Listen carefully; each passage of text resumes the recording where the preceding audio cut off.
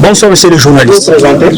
Moi c'est Général Constantin Kananewerabe, porte-parole de la coalition nationale qui est dirigée par le général Kamama sur le plan militaire et sur le plan politique par le professeur docteur Dadi Saleh et sur le plan politique provincial, nous sommes avec Samadari Mwami Wembasi. Aujourd'hui vous êtes à Sangue, le fief de votre commandant dans la coordination.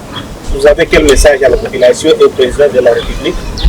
Merci beaucoup, c'est les journalistes. D'abord, c'est une immense joie que nous avons, nous les Wazalendo et la population en général. Pourquoi nous sommes très contents?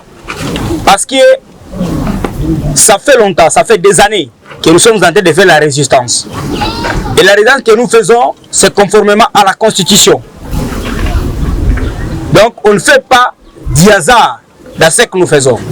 Mais nous sommes en train de remplir, nous sommes en train de répondre, nous sommes en train d'accomplir une mission régalienne conformément à la Constitution. Et nous, en tant que les Wazalendo, nous sommes une population engagée. Accepter de barrer la route à l'ennemi conformément à la loi. Si nous sommes aujourd'hui à Sangue, la coalition nationale félicite d'abord le président sur tous les niveaux. Parce que ça fait des années, des décennies que les Congolais sont massacrés. Et la voix de ces citoyens congolais n'était pas écoutée mondialement ou sur le plan national ou international. Mais aujourd'hui, nous sommes tous témoins, même au niveau de l'Assemblée nationale des Nations Unies. La population congolaise est défendue. Le plaidoyer national arrive au niveau international grâce à la diplomatie de notre chef de l'État qui est le premier Mouzalendo, qu'on appelle Fachi Beto Moukwatombolo. C'est son nom connu, un nom de bravoure.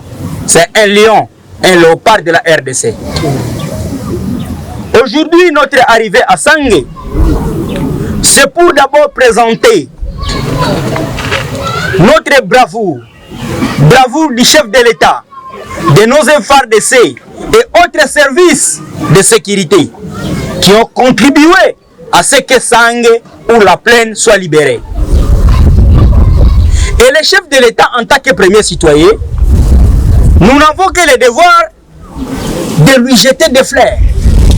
Parce que notre arrivée à Sangue, c'est le fruit de la diplomatie, mais aussi de la résistance. Le chef de l'État a divisé la lutte. Il a compris qu'il y a une partie qu'il va réserver aux fils et filles de ce pays. Et une partie que lui, il va s'en charger avec son gouvernement.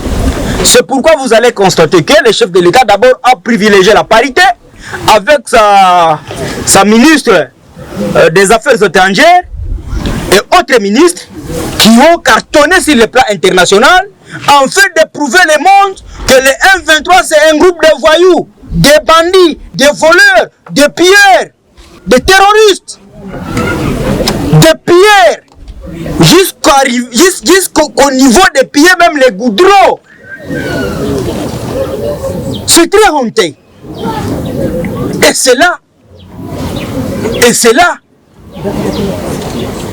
a montré, a prouvé mondialement que réellement le pays est envahi par l'agresseur, par des bandits, dont le Rwanda, avec l'appui de RDF, l'Ouganda et d'autres pays qui accompagnent ces terroristes en RDC. Et nous n'avons qu'à dire au chef de l'État merci, parce que des années et des années, les Rwandais congolais, mais la voix des Congolais n'arrivait pas nulle part. Mais aujourd'hui, le monde entier est informé que les Congolais sont massacrés et le pays est agressé. Et aujourd'hui, on a constaté que l'unique revendication du chef de l'État, sauf rien, mais l'intégrité nationale de la RDC soit respectée. Et aujourd'hui, les Wazalendo chantent la victoire de ce retrait obligatoire du M23 dans la plaine de la Russie. Et nous croyons que demain, nous serons à Bukavu, après-demain, nous serons à Minova, Bourimana, et après, nous serons à Goma. Et Goma Tchanzu, et le M23 ne sera plus dans notre pays ou sur notre sol. Il y a une semaine... Que le chef de l'État soit loué, que le chef de l'État soit respecté, que le chef de l'État soit accompagné, et nous vous informons que nous donnons notre soutien total au chef de l'État jusqu'au bout, pendant cette guerre et après cette guerre, pour que le Congo recouvre sa développement. À ce niveau, nous voulons interpeller aussi la conscience des autorités sur la prise en charge des Wazalendo. Parce que les Wazalendo sont sur les lignes de front, ils sont engagés pour la protection des civils et leurs biens, comme FRDC. Et à ce niveau, nous voulons appeler que le chef de l'État lui-même, en tant que le garant de la nation, l'Assemblée nationale, le Sénat, le gouverneur et toute autre personnalité qui accompagne les Wazalendo, de nous accompagner parce que nous avons un grand problème de vivre et non vivre.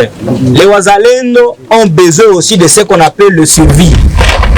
Sans cela, ça risque de nous faire peut-être mal et nous serons faibles devant l'ennemi. Mais s'il y a le vivre et le non-vivre, en tout cas ça peut nous arranger en fait de soutenir aussi les actions des chefs de l'État et continuer avec le déploiement dans les hauts plateaux et moyens plateaux pour barrer la route à l'ennemi. Je dis et je vous remercie.